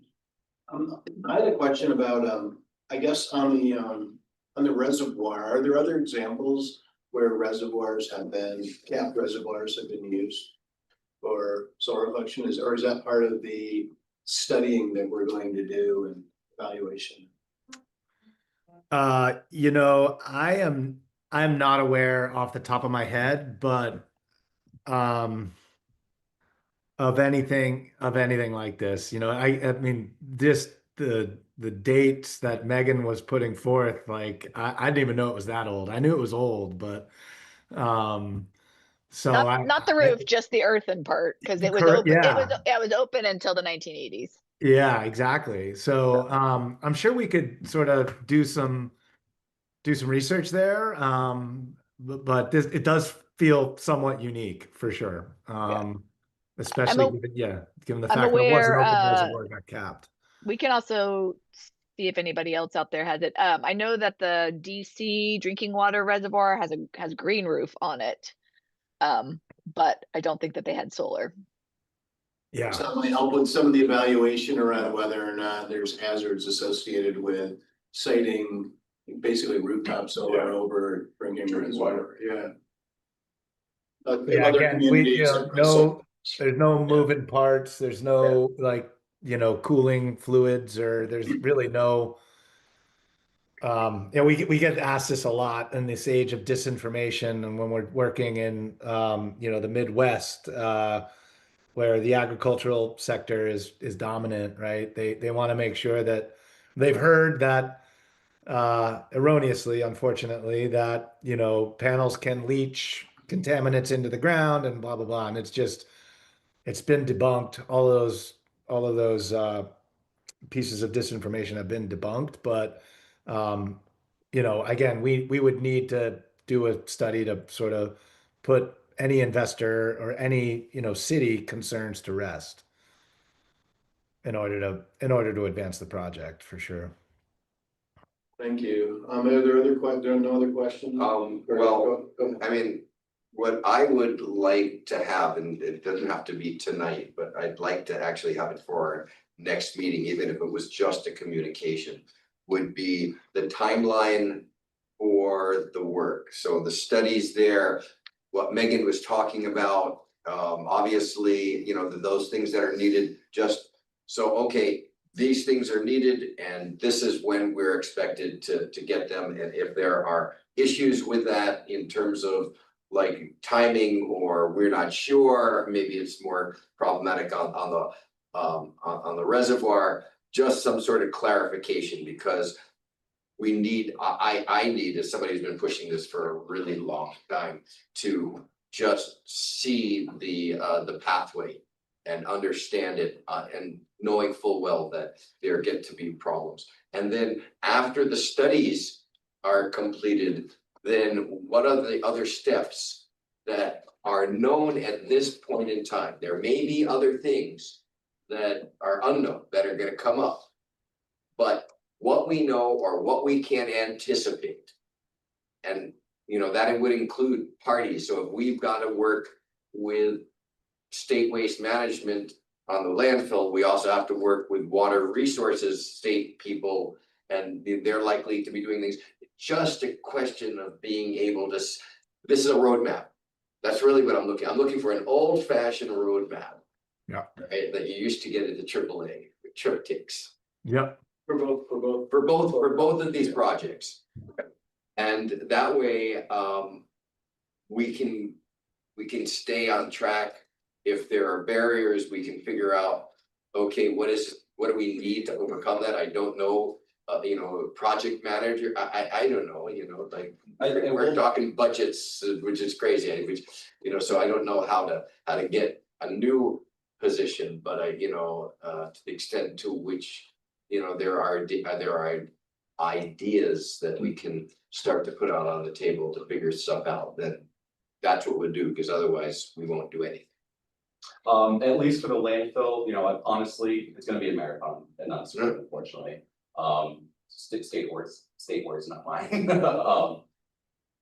I think on the lightning speed track, it could be a year to 2 years, and the slow train slightly further, but yeah, we're happy to keep you in the loop as this progresses, and I don't wanna throw out generic numbers. No, I mean, we'll know more as this continues to progress. That is not, you know, it's not an ultra marathon. I mean, I hope it's not an I know the difference between a 5K and a marathon, having run a number of each, right? So, and that's okay. I mean, but knowing, right, what the distance is, to use that, you know, analogy, is gonna be really important. Yeah, for budget. Yeah, I mean, we just need to understand that. So, you know, all we can do is ask for the best case, you know, your best understanding of what it is, so that we can start to think about how this is gonna go and we can keep it on track. Absolutely, right. More, I want to keep moving us along for our aspirational goal of a 7:30. That'd be great. I'm sorry. No, not at all. I'm gonna switch to remote. I have to go home and do a bedtime Okay. for my kids, so I might be off the call 15. Okay. That'd be good We'll vibes. loop you back. for- There you go. Have a good day. We are Have a good voting day. on things, two things though, right? But having people. Was there an action? Yeah. Yes. Okay. Just go on without me if I'm not on. Okay. Thanks, folks. Yes. Great. Thank you. Thank you. Thank you, Chad. Thank you, Chad. Thanks, everyone. All right, have a great night. Take care. Hi, guys. Okay, moving along. We have the FY 27 UPWP public hearing and application approval. Who's leading that? Julia Orsaki, our public works engineer, who's joining us as a panelist momentarily. Is that a box of food next to you, Jacob? Yeah, I brought food for you all. And there's drinks, if you want drinks. Good. Okay, Thank you for bringing food. yeah, the 5:30 meeting can be done. Yeah. Is Julia joining? Great. Hi, everybody. Sorry about that. Julia. I'm so sorry. Are we on the UPWP item? Yes. Yes. Okay, great. I happy to speak to that a little bit. So, as you all may know, the Chittenden County Regional Planning Commission solicits proposals for planning projects every year. We typically apply for planning studies, but also they help us with traffic data and pavement condition inventories. And part of the application requires that a public body has acknowledged our applications. So that's why we're on the agenda tonight. We have a lot on our plates right now with planning between the Plan BTV 2050 comprehensive plan and the Main Street scoping study that we're working on. So this year was relatively light in new planning applications. But the two things that we applied for, one is technical assistance. So just CCRPC staff time, which we get for free on transportation projects. Technical assistance for adding, or I guess standardizing leading pedestrian intervals across the intersections on Pearl Street. So one of the recommendations from the Plan BTV Walk Bike Action Plan is to standardize the type of pedestrian signal phasing that we have across the city, to just having leading pedestrian intervals versus an exclusive phase, or no leading intervals, so just concurrent. So we, have our eye on doing that citywide, but the first step, we decided to do bite-sized chunks and look at each corridor at a time. So this study would be looking at the Pearl Street corridor. I'm so sorry, I was not prepared to speak to this item, and I am drawing a blank on our other application because, oh, I remember now. After the fatal crash on 127 last year, we heard from many people that they wanted changes on 127. What can we do to make it safer? So we applied for a road safety audit of the 127 corridor.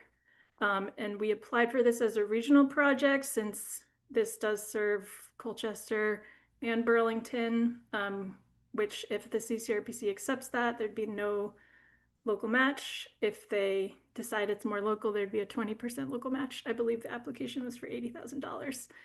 So this will be a very technical assessment of the conditions, existing conditions on 127, and recommendations for safety improvements that we can do. And they'll be looking at the FHWA proven safety countermeasures. It's a very technical procedure. And then we had a handful of counts and other kind of inventory requests that we included. So that's the request. We have those two existing projects that will continue into this fiscal year, the Main Street scoping and the Plan BTV 2050, but these are our two new asks. We had to have a public meeting that was warned to allow the public to comment, and are seeking your concurrence with those projects. There's no written attachment for this meeting, I'm not seeing one. Julia, was there a written attachment? I didn't see one in the packet. I'm so sorry. I was actually not involved very much in these applications, so I don't know is the. I have, it's my understanding that we have more time to get a vote. Was this just supposed to be an informational update and then asking for a vote at the next meeting? Yeah, we can confirm. We have until March to get our kind of approval for this application. I mean, I would prefer, and maybe the rest of the committee would have opinions on this as well. I prefer, if we're taking action on something in this committee, that we have some written memo or something with recommended actions and an explanation of Yes, what it is we're taking action. Laura can confirm, but I believe this is a two-step process. But even for the first step, I would want something written so that we Okay, had a record of it in Yeah. the meeting other than. yeah, We have Laura, sorry to interrupt, we have Okay. Laura looks like joining us now. Oh. Go ahead, Laura. She may be joining for the 99 interval item right after this too. I'm not sure. I almost thought Zoom was going to drop me there. Sorry. Yes, processing the packet. Unfortunately, the applications went in very late on Friday, and we weren't expecting the delay in the material being available versus the timing for the meeting, and obviously when the agenda was warned. So we are lagging on being able to post materials. Usually it is a two-step process, informing you of our general plan and why we are choosing certain things over other things. Because we kind of had this misstep when we do come back for approval of our application materials and work plan. It'll, I guess, have to just be a single meeting that we will have the materials posted and seek action in that one night. Okay, thank you. What we can do in the meantime, though, is we can kind of after the fact post our application materials from what went in late on Friday to this meeting item. So at least it's out there for your consideration and you have more information going into the next request. And it's not just us, it's the public too who watches this meeting. So thank you for doing that. Yeah, that would be great. If there is a way to indicate that it's posted after the meeting, but it's related to this spot, sure. That would, that would just clarify. I don't know. Maybe, I think you guys have to make the formal request of changing the item from action to informational, which I think would also help with the information that the public would be able to review. It was warned as action, doesn't mean there was any action, Right. Minutes will show there's no action, so. We will upload it, we'll note that it was posted after the meeting. And Okay. we'll come back next month for I action. mean, I think, and maybe even noting that it's posted after the meeting so that people who are gonna access Yeah. can have it afterwards for action at the next meeting. So just being a little bit more descriptive. Right. And yeah, well, I mean, I think I'm supportive based on what I've heard. Yeah. But yeah, No, I think The that's process is important. Right. And yeah, moving fast. okay, very good. Anything else on this item? Thank you, Julia and Laura, for that. Which will move us on, and maybe you're both here for the next item too. Yeah. Which is the 99 Intervale Dedication and Acceptance. Yes, so if you haven't heard, the city is working on a project to build a 10-foot shared use path on the west side of Intervale Road, starting at the intersection with Riverside, going down to just past between the Gardner Supply driveway and the Intervale Center's driveway. We have a VTrans grant for this project with federal funding. And I did include some information about the budget in the memo too. We have been fighting for this project on the DPW side. There is local match that we need actually for our existing grant that has not been allocated to our project yet. And there's also an additional budget need due to some of the complications in the design and also just inflation from when the original study with the cost estimate was done. So that's kind of an aside. What we're here for tonight is to talk about the 99 Intervale parcel, which I have it up in Google Maps just so we can all look at it together. So it's this parcel here with, right now it has the soil bunkers for Gardner's Alive. And this is actually a parcel that is owned by the city. At the bottom of the hill here, the right-of-way for Intervale Road gets very narrow. I think it's down to like 33 feet or something like that, which is even narrower than the rest of the street. But to build our 10-foot shared use path, with I think it's 3 to 5 foot grass buffer in between. We need some additional property rights for the project, which has to be done very officially because we have our federal funding. The city has some plans to sell this parcel in the future. So to protect the rights of the property rights of the path kind of indefinitely, we've determined with the city attorney's office and working with veterans that doing a boundary line adjustment of this 99 Intervale parcel to basically give the land to the right of way that we need for the path is the best way to secure the rights for the city to build and maintain this path and for the public to access it into the future. So this is a two-step process. The first part is doing a zoning permit boundary line adjustment for the 99 Intervale parcel. And then the second part, which we're here asking for action tonight, is for the city to then accept that land through a dedication and acceptance. So we're seeking your approval to bring this to the city council.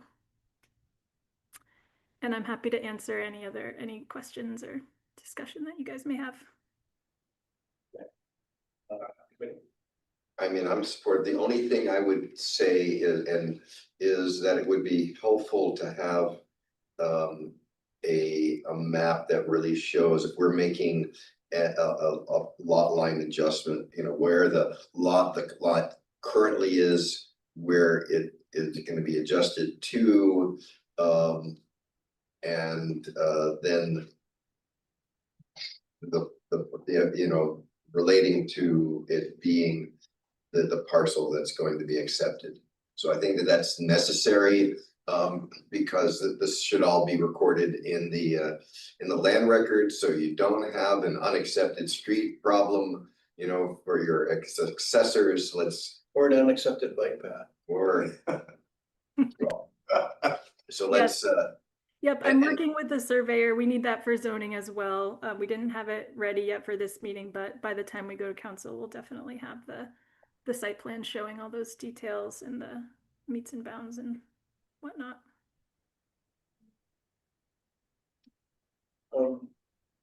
Other comments? I support. Yeah, it sounds like a good thing to do to me as well. Do we need? So I'd move to have the TEUC approve and this plan and recommend that the council accept the dedication of a portion of 99 Intervale Road, that parcel for the purpose of the bike, the bike path or the shared use path. Second. Any discussion on this? Seeing none, all those in favor of the motion indicate by saying aye. Aye. That's unanimous, noting Councilor McKnight has left the meeting and I don't think she's online yet, so. But just the three of us. And with that concludes our deliberative agenda. And what else do we have? Director of us. Just trying it back to it. Okay. Director report. Be super quick, two things. One, thank you. The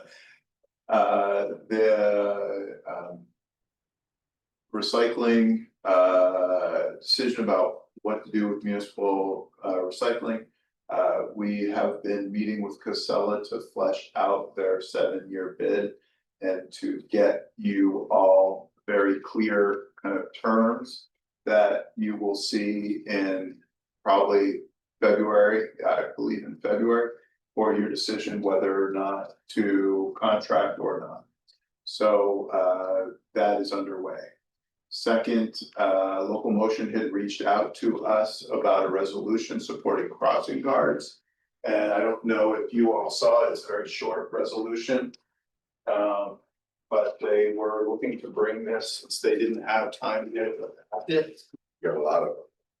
Yeah, I did. Did they just set this today, right? They did. Okay. And so basically the plan was, since it wasn't in the packet, to have you all consider sponsoring it individually before International Crossing Guard Appreciation Day, which I believe is in February, 2 days, I think, after the council meeting on the 9th.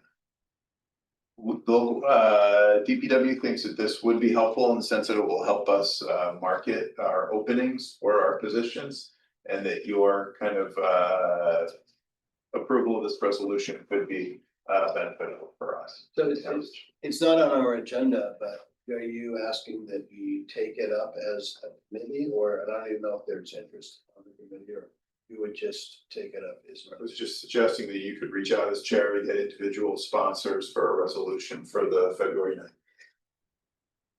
I'd be happy to start to be an individual sponsor. I'll sponsor it. I will as well.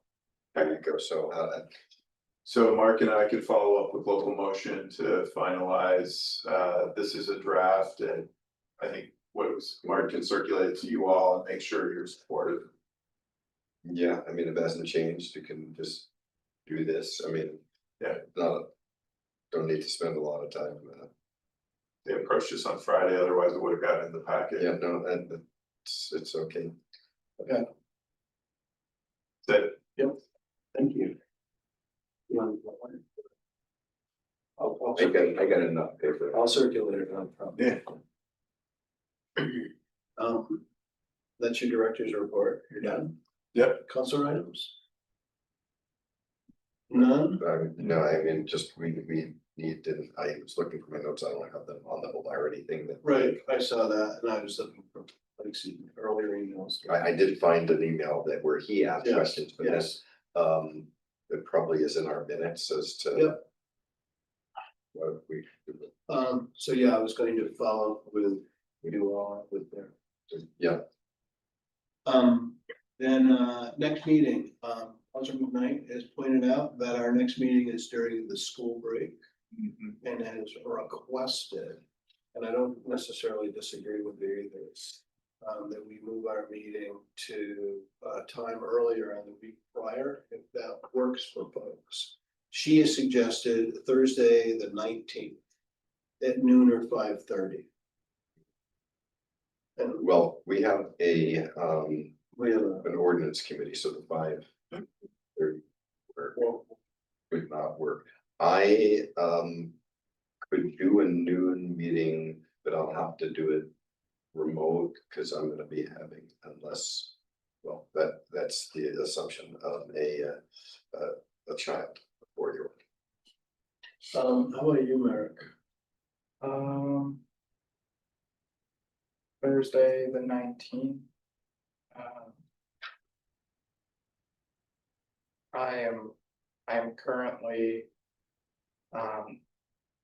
able to do that. I think noon would probably be best for me if I'm gonna get, if something's gonna get on my plate, it will probably be. We're gonna have UBM again on the. Yeah. On the 19th, Yeah. Okay.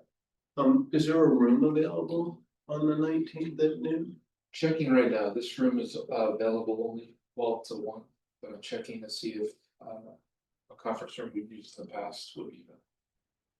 and we can also see potentially it's an internal meeting, it looks like, so we might be able to move the internal meeting into the other room. Okay. Well, we can work on meetings, but I guess we could tentatively say that noon on the Yes. 19th. Becca has her hand raised. Go ahead, Becca. Oh, I was just raising my hand so I could be let into the room. I do have a quick, I don't know, I'm sorry, I lost track of where you were in the agenda, Mark, but I had a quick question for Chapin when it's appropriate to just ask a sidebar thing. We were talking about scheduling right now, and your suggestion of Thursday, the 19th at noon seems to be a winner. So we're Oh, gonna awesome. Thank you for parent-friendly scheduling. I really appreciate it. And I imagine there's probably some staff that might be out the following week as well. Rob and Chapin are gonna find us a room somewhere. Yeah. No more to be determined. So with that, you can ask your question and then I'll adjourn us. Awesome. Jabin, I hope this is a quick thing. I know you sent a memo, let me turn this on. I'm back at David Jenkinson's house. David Jenkins' house.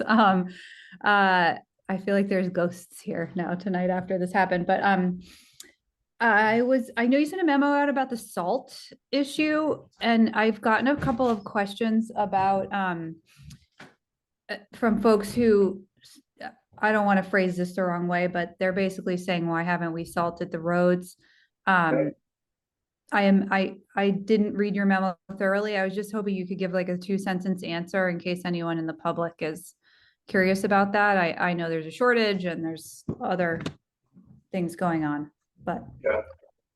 Sure, just happy to be very brief and then talk more. There is a regional salt shortage, and that's affecting municipalities across the state and frankly across the region.